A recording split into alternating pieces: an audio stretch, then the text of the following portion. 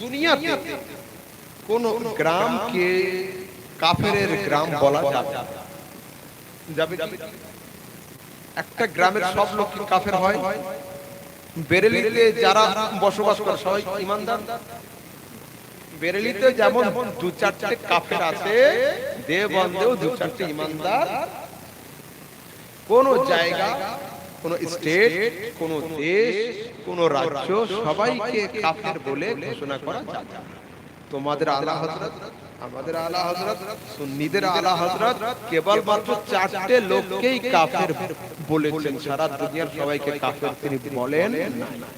দেওবন্দীদের বাড়িতে জন্ম নেওয়ার কারণে অনেক ছেলে জন্মসূত্রে দেওবন্দী হয়।